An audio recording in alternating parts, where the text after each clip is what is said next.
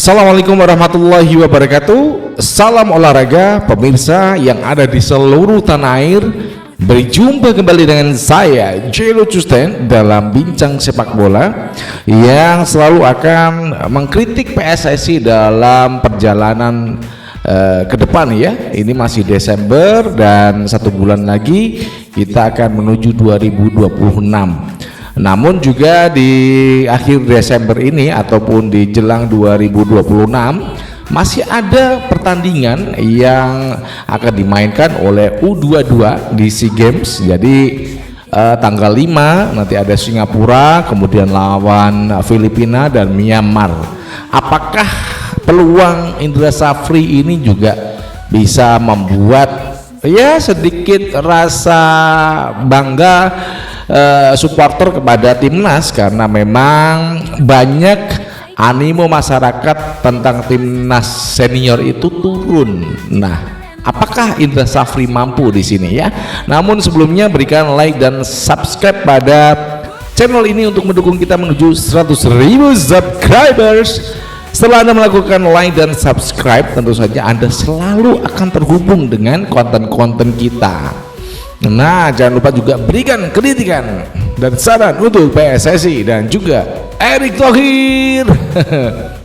Rekan-rekan semuanya, kalau kita mau bincang masalah pelatih itu agak males ya, karena satu hal memang udah saya jelaskan dalam beberapa konten itu, PSSI ini dananya limit untuk 2025 ini. Saya udah katakan limit. Nah, bagaimana untuk kedepannya? Ya paling tahun depan itu udah, nah paling pengumuman ya sign kontraknya tahun depan. Nah kalau tahun lalu tahun ini karena BUMN itu masih dipegang siapa Erick Thohir, itu masih talangan menggaji Patrick Kluivert, mungkin aja bisa pakai dana talangan. Itu kan dia duit di BUMN banyak ya, di BUMN maksudnya. Kalau saat ini di Kemenpora, waduh bos,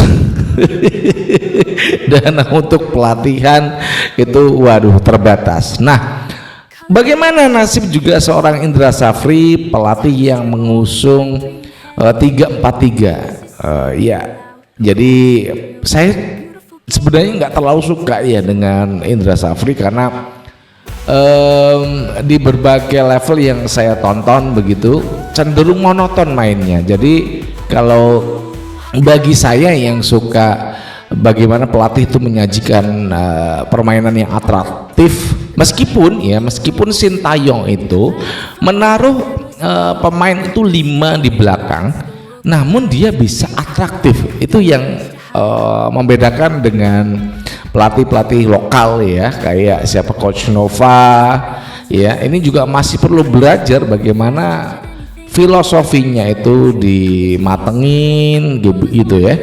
Untuk Indra Safri, kenapa saya nggak terlalu suka ya 3-4-3? Ya pelatih ini memang belum pernah melatih di klub luar gitu ya. Dia hanya menjadi pelatih dulu di Semen Padang dan menjadi pemandu bakat gitu aja sih, belum sampai di klub-klub luar negeri yang tentu saja kalau memang pengalaman melatih di beberapa klub itu akan punya pengalaman yang penting ya.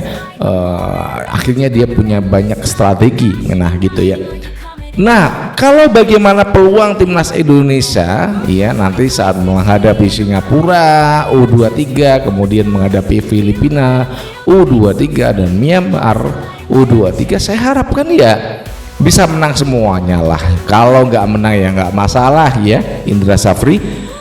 Lagian juga begini, pemilihan Indra Safri untuk melatih timnas ini selain memang agak lucu, saya mau buka di sini agak lucu. Memang dana PSSI itu limit ya, gitu aja deh. Kalau bahasan pernah membawa SEA Games medali emas, ya itu kan masa lalu ya.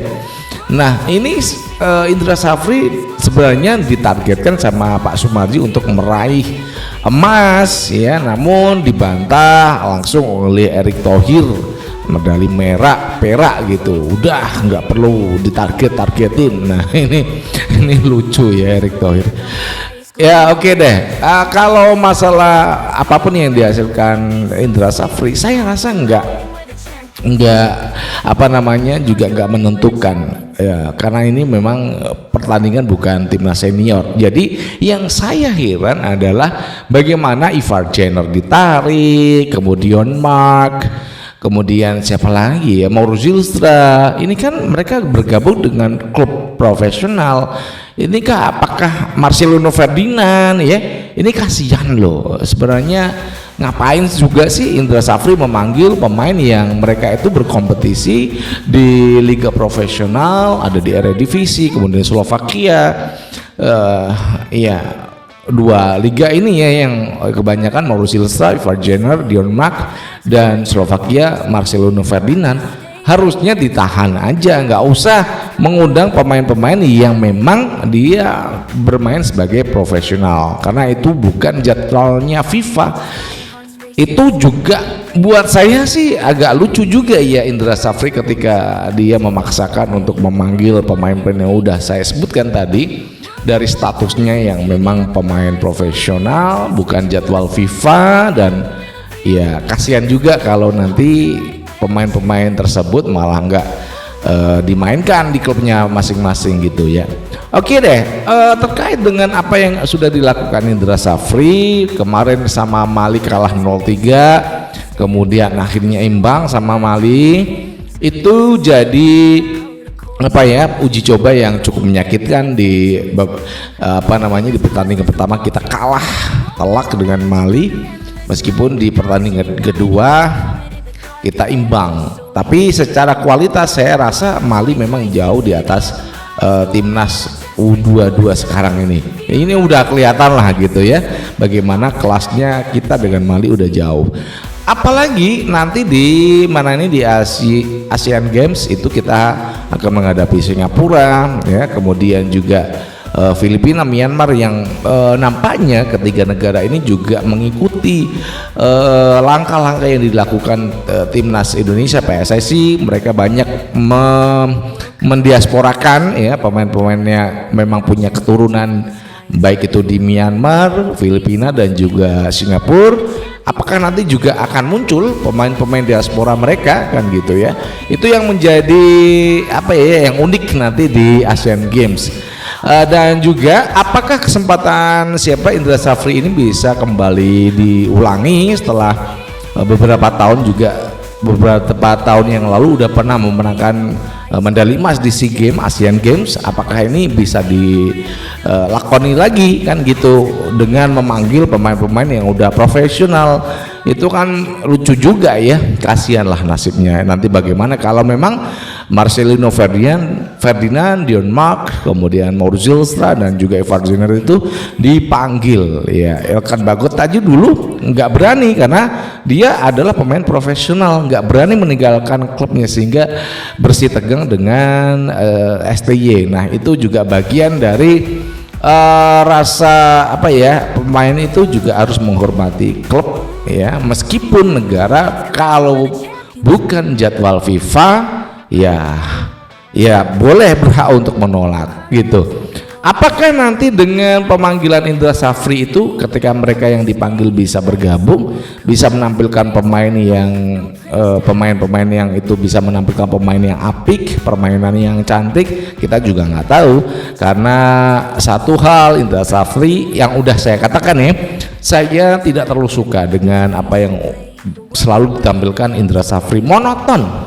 Pemain-pemain pilihannya juga saya rasa ya itu yang dimiliki kemampuan Indra Safri. Nah itu apakah nanti juga pemain-pemain itu akan bisa regenerasinya naik ke timnas senior? Saya rasa kok jauh ya, karena di U23 ini diisi malah pemain-pemain senior. Ada Ivar Jenner, kemudian Marcelino Ferdinand, Mauro Zylstra. Ini kan pemain senior yang masuk ke U23. Mudah-mudahan good luck aja deh buat Indra Safri bisa meraih medali emas lagi, dan pelatih berusia 62 tahun ini sukses di Thailand. Ya, dari Jakarta saya Jelo Custen mengucapkan wassalamualaikum warahmatullahi wabarakatuh. Salam olahraga, encal.